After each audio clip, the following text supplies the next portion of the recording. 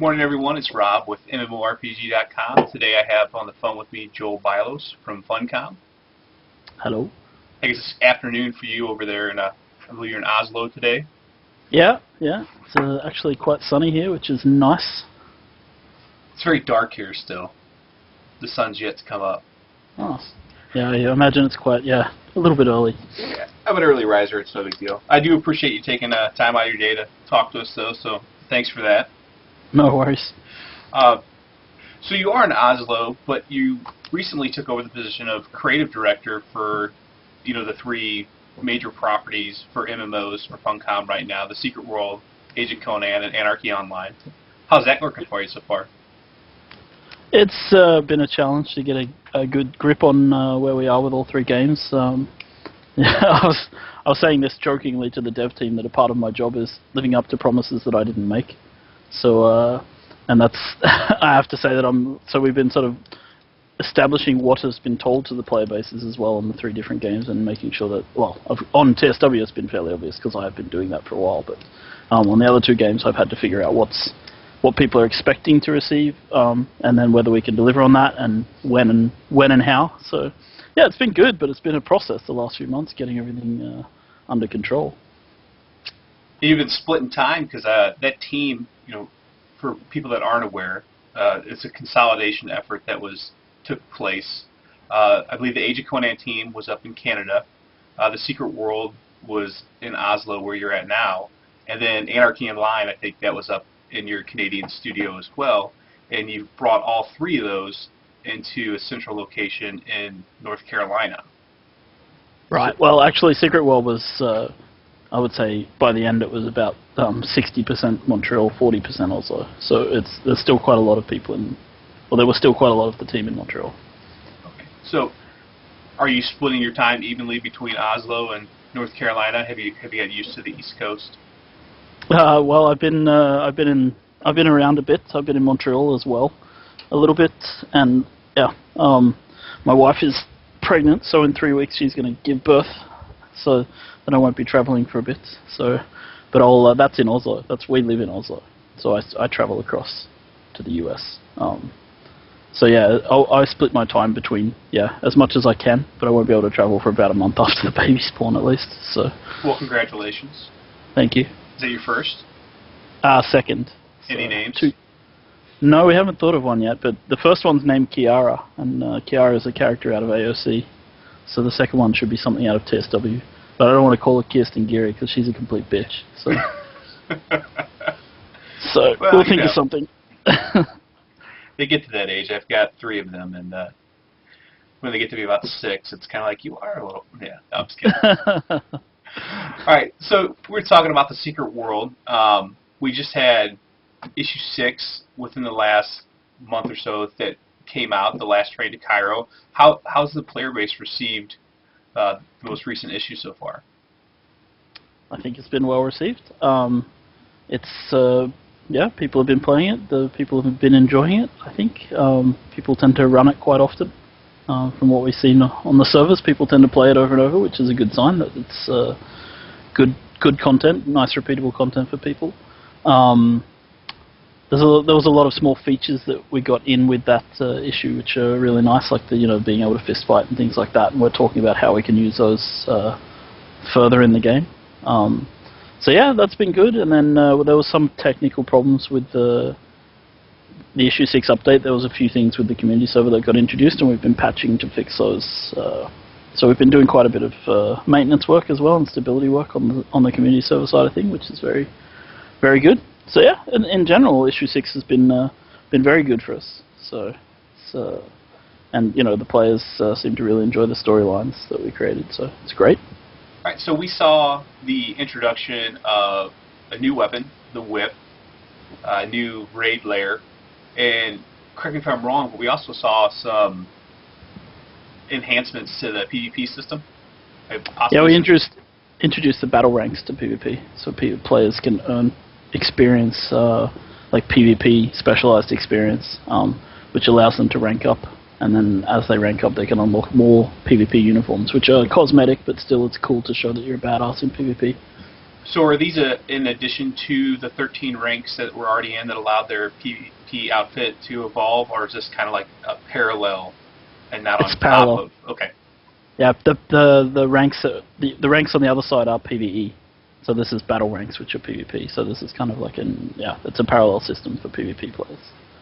All right. So now that 1.6 is out and it's had a couple months to be in the players' hands, what about issue 7? When could they possibly expect to see that, or any hints in what it might contain? Yeah, I can talk a little bit about issue 7 for sure. So issue 7 takes place in the Transylvania region of the game. It'll be the same sort of setup as issue 6, in that it'll be several missions forming a long mission chain, which tells a story. It's a very important issue because the storyline in issue 7 drives players towards the Tokyo update. So people will start to get a lot more information about what's going on in Tokyo. So that's really important. We have a new auxiliary weapon in issue 7, so that's also very cool. And we have a few new tricks up our sleeves. So players will, for example, be able to ride a snowmobile, which is the first sort of vehicle in the Secret World that players are able to ride, if you don't count the train from issue 6. So yeah, it'll be interesting. They'll get to try out some new stuff, and yeah, we've been working pretty hard on that. I don't really have a date for when it's going to be released yet. We've actually had some that's what I was just going to say. I got back, I've been in Montreal and the US. I would have just been in the US, except that we've had some visa problems getting people over from the Montreal office, so we still have the team split a little bit, which tends to slow things down. So it's it's not been perfect, so I don't want to put a date on it yet. 15 years ago, you wouldn't have had any problems. Unfortunately, immigration is a little bit more difficult these days. I can understand that. Yeah. No, it's the foreigners. It's not, obviously the American people just stroll right in, and the Canadians don't have too much trouble. But it's the people we're bringing from France and Australia and all those sorts of overseas foreign places that are having a little trouble getting their visas sorted. So, but it should be going smoothly, and they'll be there in May sometime. So. Surprises me about the Australians, but never trust a Frenchman. Well, I have to trust a Frenchman. He's a lead designer now. So. Well, I take that back then. Right. But on that note, you mentioned an auxiliary weapon for issue 7. Has anybody said what that's going to be yet? Do you have any hints, maybe? It's well, I mean, I guess I can just make it exclusive for you guys if you want. It's going to be in the game director letter, and as we mentioned, that's going out next week. So it is the flamethrower. The flamethrower. So players will be able to. There's several abilities associated with it. So you'll be able to, for example, spray the enemy with fuel and then light them on fire, which is the basic and obvious things. And then you can, for example, set your own walls of fire on the ground. So persistent ground effect firewalls. In addition, there's the ability to basically spray out clouds of gas, like fuel gas from the thing, and then choose when to ignite them. So it's almost like a trap mechanic.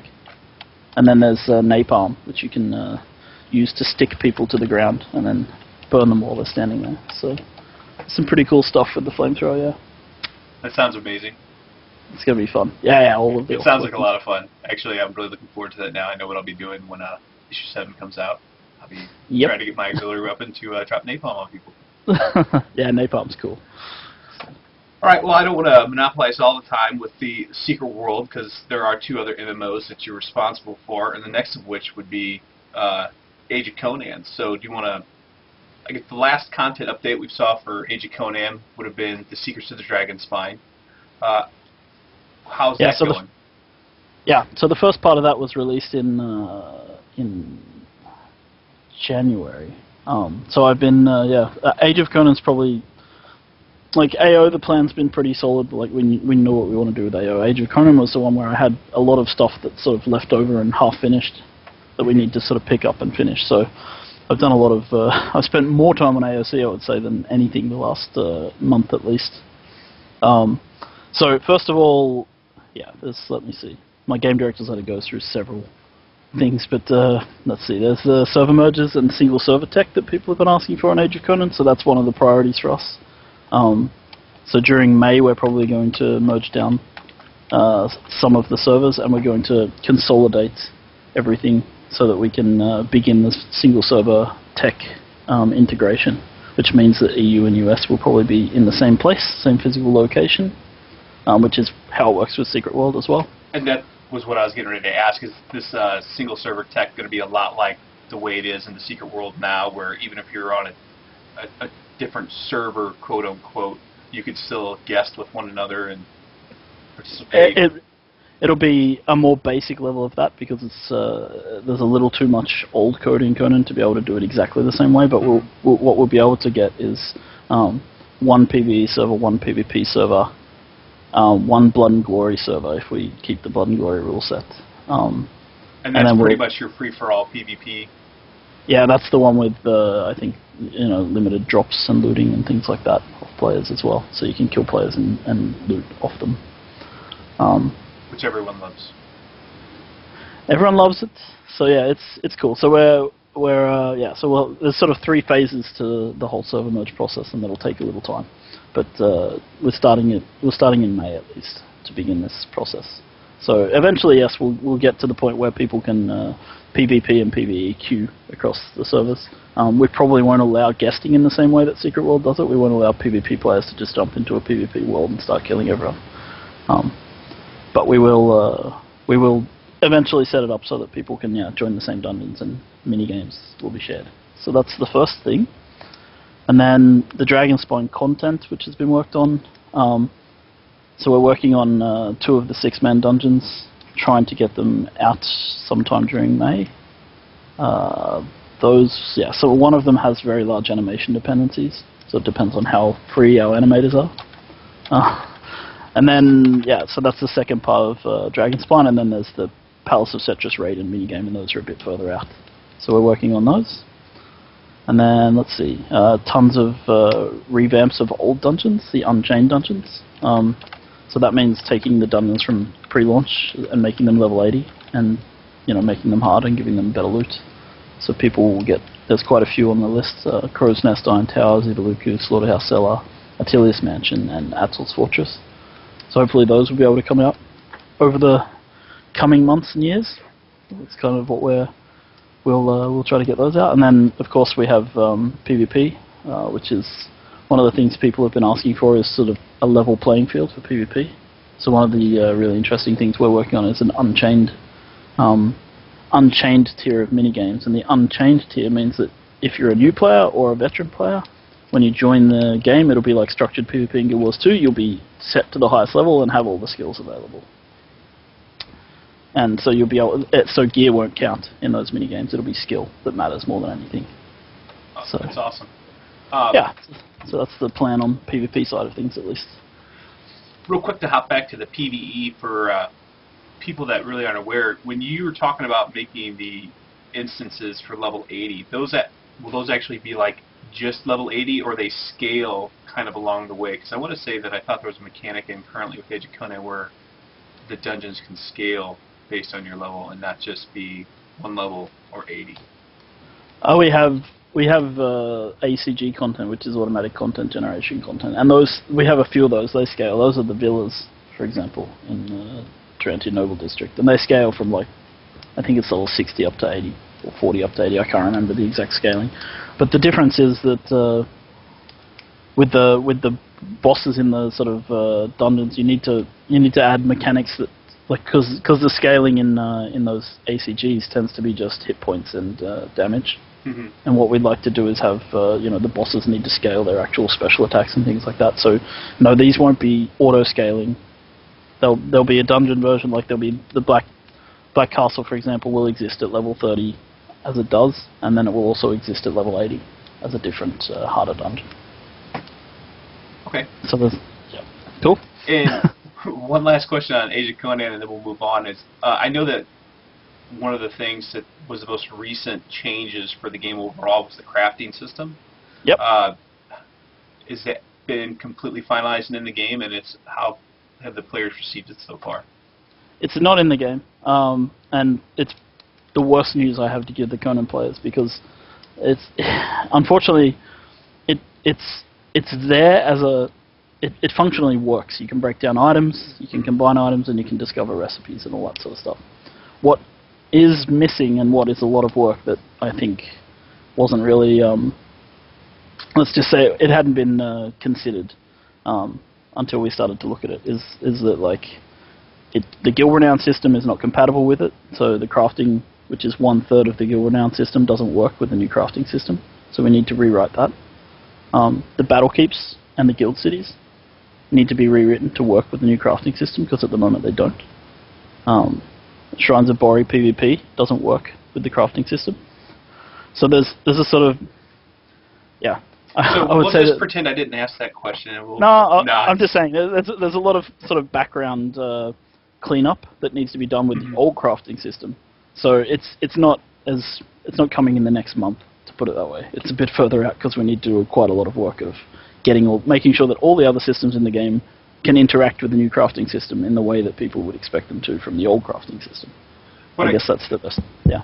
I think it's important to note, though, that it is something that is being worked on, and it's not just something that you guys are pushing in a corner and saying, "Oh, let's kind of forget about that," and that it's eventually going to be out there so the players. Oh, absolutely. Know where it's at in development. It will get there, but I mean, that's a part of the game director letter, is explaining why it's going to take longer than I think because people were expecting it with Dragonspine, and it's further out. It's a lot of work involved. So. All right, so we know what you're spending a lot of your time working on then. Yeah, it's even like there's so many little things with it. Like there's another thing, like for example, is we have a new item tool that we use for Age of Conan, that we use for TSW. And about halfway through the development of TSW, Age of Conan switched to using that tool as well. So they're on the same item tool. But any item created in the old tool, which was the old Age of Conan tool, doesn't work with the new crafting system. So then we need to convert every item in the game that was made pre 2010 to the new item tool. Which is again we can do it with some scripting and some hard work, but it's just going to take time. So. But it's good for the players to be able to see and understand that kind of thing, so they know that it's not just what is taking so long to. Yeah, I think it's system. It's a lot of work for some of these things.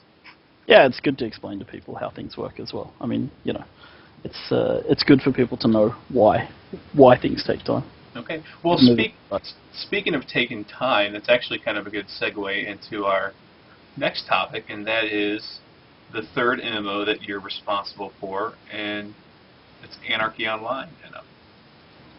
Cue Anarchy Online video. So it's 2 months shy of its 12th anniversary in June. I know a lot of things, or not a lot of things, a lot of people are waiting for 2 things with Anarchy Online. One is the new player experience, and the other is the conversion to the Dream World engine. Do you want to go ahead and let us know where you guys kind of stand on those 2 issues? Sure. I mean, that's the priority of the AO guys, is working on both of those. So the new player experience is coming along well. I don't know when we're going to push it to test live, but it's getting there.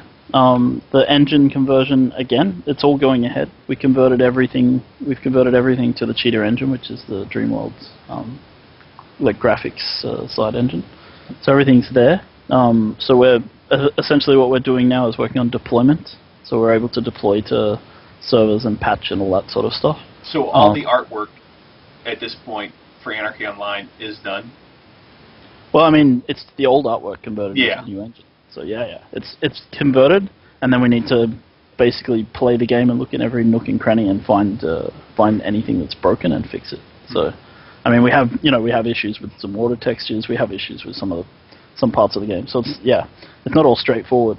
But we're working on it. It's going okay. I mean, I think that we posted not that long ago. There were some screenshots posted on the forums of the engine running against the live environment, so you could actually see real players in the game in the engine.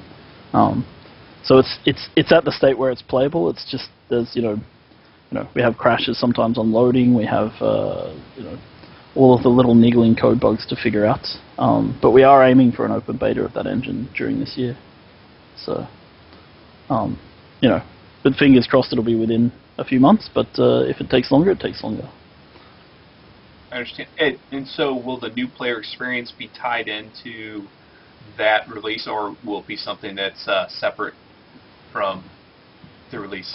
It's in the same patch period, so it's probably going to be tied directly to the engine release. But again, like, that's an open beta release, so yeah, it's, so we'll see basically. I think we can separate them, but it's yeah, it's we're trying to have them sort of go together hand in hand, especially because, you know, part of the new player experience is teaching people, you know, how to play the game in a more friendly way than it does right now, and then after that we'd be aiming to get the game up on Steam, things like that.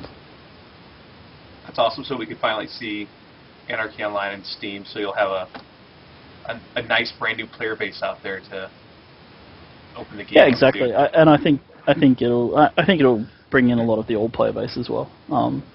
Anarchy Online has had a lot of people through it in its day.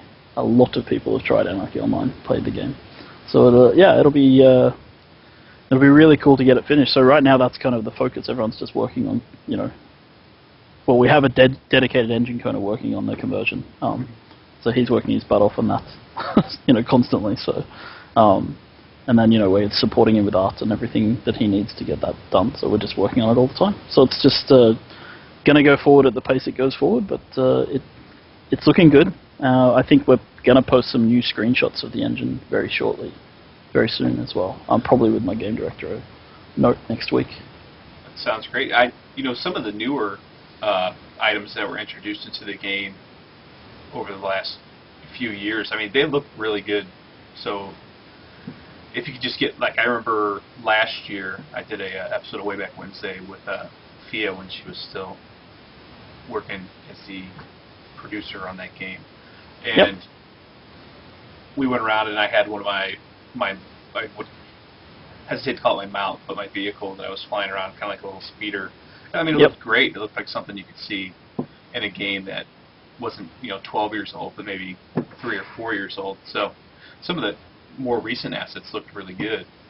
That being said, too, it has one of the most intriguing tweaking systems as far as trying to temporarily or permanently buff your character to put items on him that he really shouldn't be wearing yet. So I think that getting people back into it and with a new fresh coat of paint will probably get you a number of new customers. Yeah, exactly. Well, I think it'll be. I mean, AO is a game that's unique in its style and depth, and I think that, like, it's, you know, it's appealing to a lot of people. So yeah, I think it'll be great. I think it'll be really, really fun when it gets everyone back. But it's just that process, and the player base have been hearing this for years. So I just want to sort of get it out of the way so that people, you know, people can trust in what we're doing. So that would be the main thing. It is coming. It is coming, but you know, again, they've been hearing that for 5 years. So I don't think promises cut it at this point. I think it's just getting it out there for people to play is the priority. Awesome. So that covers the 3 main MMOs that, I shouldn't say covers the 3 main, that covers the 3 MMOs that you're the creative director on. But there's I wouldn't say it's a secret at this point, but there is a little known IP, and I mean little figuratively, maybe even Lego Minifigures, which is an MMO that's in development by Funcom. And while you may not have a lot of hands-on, is there anything you can tell us about that project, since it is being worked on in Oslo, from what I understand? Yeah, I mean, it's a lot of guys who used to work on the Secret World over here as well, so I get my sneak peeks, and I've played it. Yeah, I don't know, it's a really fun little game. Thus far, I'm very impressed with how quickly it's going. You know, having been on Age of Conan and Secret World, which were sort of gigantic behemoth products that, you know, took a lot of development time, and it's amazing to see how a small, very agile team can get a lot done very quickly. And so, yeah, I think it has the character that people would expect from a Lego game. It's got that sort of humor as well. I think it's I really like the sort of the style that they've gone for. The art style works well. And I do believe there may be a trailer of that game coming up very soon. So people should keep their eyes out, because I think we're going to release a trailer shortly. But yeah, it's really cool. I like the mechanics. I think the the game is being designed in a very clever way, and it has all of Funcom's hallmarks: good music, good art. So it's cool. Well, Lego minifigures games have been just smashing successes in the United States, and I imagine around most of the globe. So it'd be great to see a Lego MMO that's successful. It wouldn't be the first one, but no, it's yeah. I guess that's the other thing. You have the Shadow of Lego Universe sort of, there, but I think that this. It's the angle they're going for with it, and the way the game plays, I think will appeal to a very broad audience. I think people will like it. I can't say too much. It's hard not to say more about the game. No, I understand. I'll let you off the hook. I don't want to get you in trouble with Erling. So I do appreciate you taking the time out and missing your lunch and giving us some information about the Secret World, Age of Conan, and Anarchy Online. I appreciate the tidbit about the flamethrower. So if anybody out there is wondering, Issue 7, Auxiliary Weapon, Flamethrower, you heard it here first. Compliments of Joel. Thank you. Absolutely. No worries. And when should the people at home be able to expect your producer's letter? It should be next week. So I was aiming to have them this week, and we're having a little bit of translation hiccup, so it'll probably come next week. All right. So thanks for coming to spend some time with us. Look for the producer's letter next week, and continue to check out MMORPG.com for all the latest news and information.